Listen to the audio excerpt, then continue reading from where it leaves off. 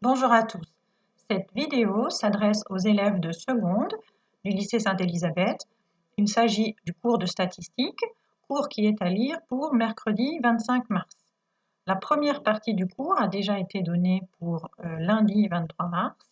Vous aviez à lire le paragraphe 1 sur les séries statistiques à une variable.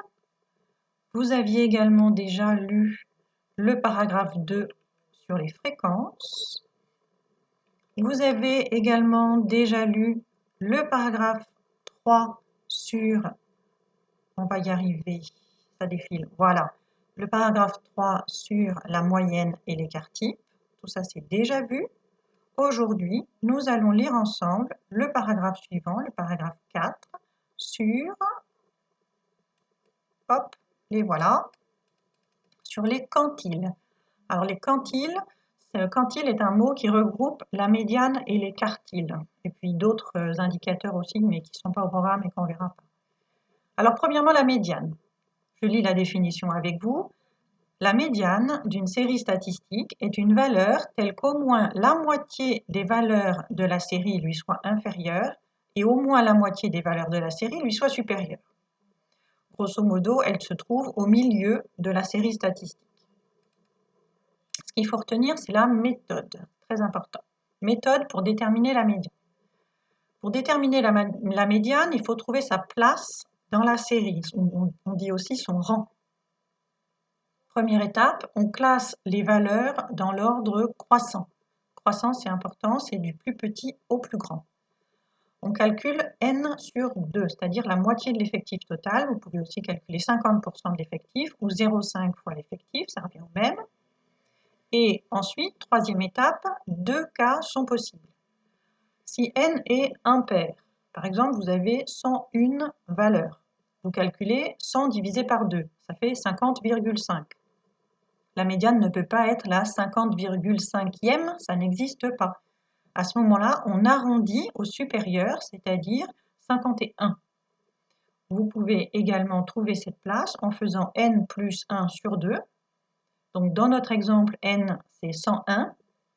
101 plus 1, 102. 102 divisé par 2, 51.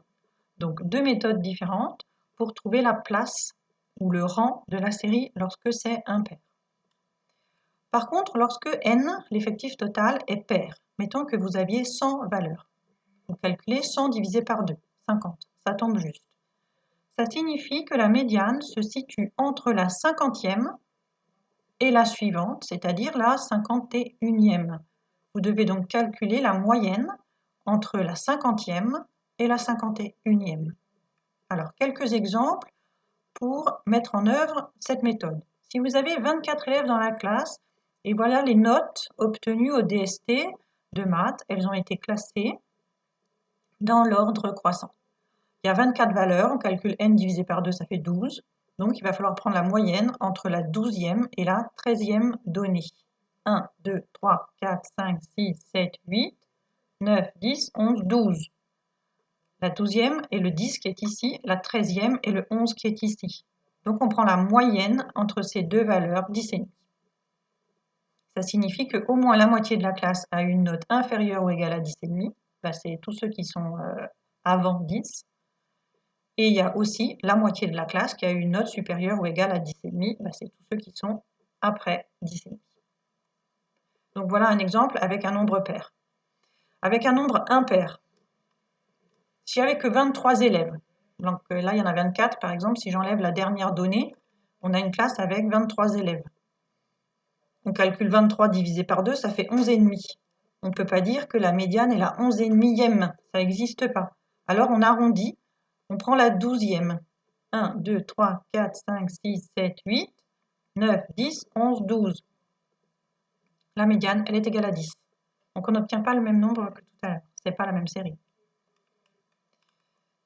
Ensuite, vous devez savoir les quartiles. Alors, les quartiles, comme leur nom l'indique, ils sont au quart de la série. Quartile, un quart. Donc, il y a un quart, c'est Q1. On pourrait penser qu'il y a aussi à deux quarts, mais deux quarts, c'est pareil que un demi, c'est la médiane. On vient déjà d'en parler, donc Q2, on ne peut pas dire que ça n'existe pas, mais en fait Q2 c'est la médiane, donc on ne cherche pas, on l'a déjà trouvé. Et à 3/4, c'est Q3. Donc Q1 c'est à 1/4, 25%, Q3 c'est à 3/4, 75%.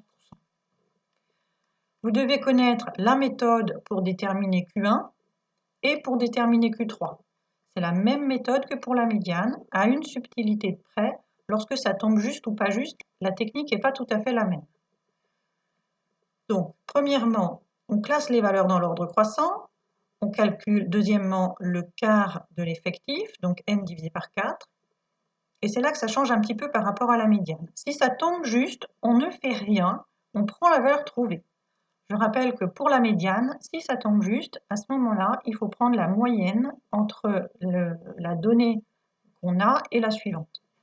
Pour les quartiles, c'est plus simple, on n'a pas besoin de ça. Si ça tombe juste, on ne fait rien, on prend la valeur trouvée. Si n sur 4 ne tombe pas juste, on arrondit au-dessus, systématiquement au-dessus. Hein. Quels que soient les nombres après la virgule, vous arrondissez au-dessus, c'est important. Pour Q3, c'est pareil. Premièrement, on classe les valeurs dans l'ordre croissant et ensuite, deuxièmement, on calcule 3 fois n sur 4, les 3/4 de l'effectif, ou 75%, ou 0,75, ça revient au même. Si ça tombe juste, on ne fait rien, on prend la valeur trouvée.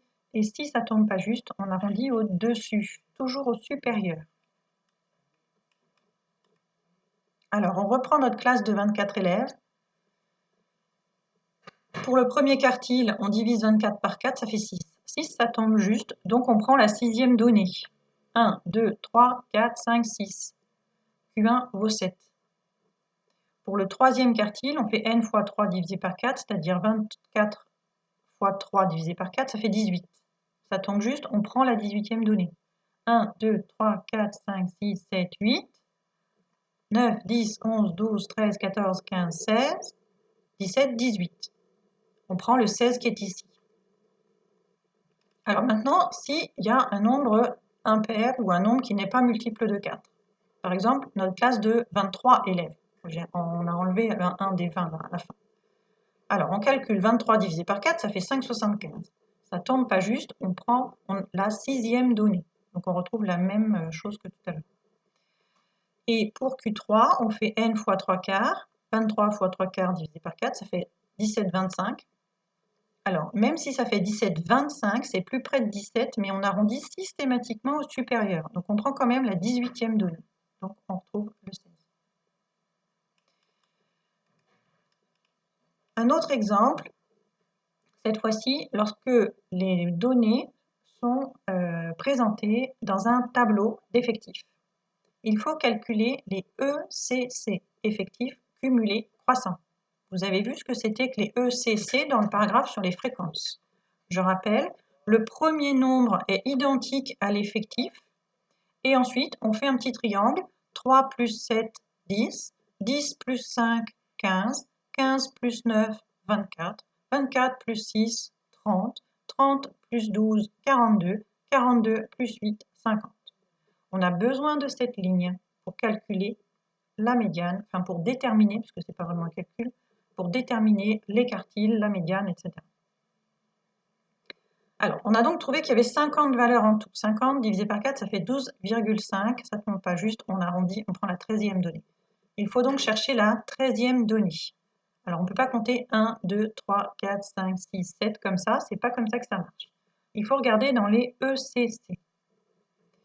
La valeur 150 figure 3 fois. La première donnée, c'est 150. La deuxième donnée, c'est aussi 150. La troisième donnée, c'est aussi 150. Par contre, la quatrième donnée, c'est 151. 151 figure 7 fois. Ça veut dire que de la quatrième jusqu'à la 10e donnée, c'est 151.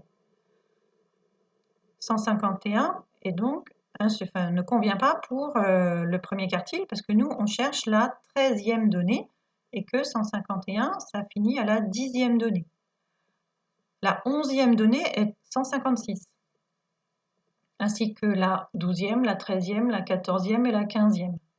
Ça veut dire donc que la 13e donnée est égale à 156. Votre Q1, c'est 156. Si on fait le Q3 maintenant, alors je descends un petit peu.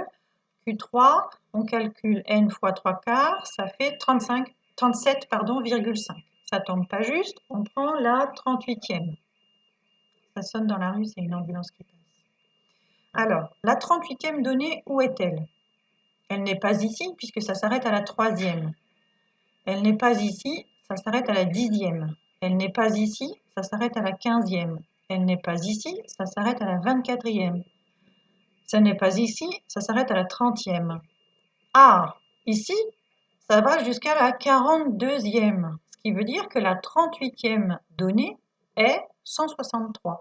Ça veut dire que de la 31e donnée jusqu'à la 42e donnée, c'est que le nombre 163 répété 12 fois. Le Q3 vaut 163. C'est ce qui est écrit un peu plus bas. Paf, ici. Voilà. Paragraphe suivant qu'il faut connaître également, c'est l'écart interquartile. Comme son nom l'indique, l'écart, c'est la différence interquartile entre les quartiles. Donc on fait la différence entre les quartiles. Alors qu'est-ce qu'il représente? Qu'est-ce que ça veut dire? Eh bien, ça représente environ 50% des valeurs, puisqu'il y a 25% jusqu'à Q1 et 75% jusqu'à Q3. Entre les deux, entre 25% et 75%, il y a bien 50%. C'est un indicateur de dispersion. Il indique si la série est homogène ou hétérogène. Par exemple, vous avez deux classes, la seconde A et la seconde B. La seconde A et la seconde B ont la même médiane, ça veut dire qu'elles ont à peu près le même niveau. Par contre, en seconde A, l'écart interquartile est de 3 et en seconde B, il est de 5. Ça veut dire que la seconde A est plus homogène et la seconde B est plus hétérogène. Ces données peuvent être représentées dans ce qu'on appelle un diagramme en boîte. C'est ce que vous avez sous les yeux. Alors, on commence par tracer un axe. Cet axe, on le gradue, tac, tac, tac, de manière régulière. On peut le commencer à 0 si on veut. Sur le graphique, ils ont commencé à la valeur minimale de la série. On peut commencer à 0 si on veut. On fait un petit trait vertical ici, là, et on continue avec un trait horizontal jusqu'à Q1.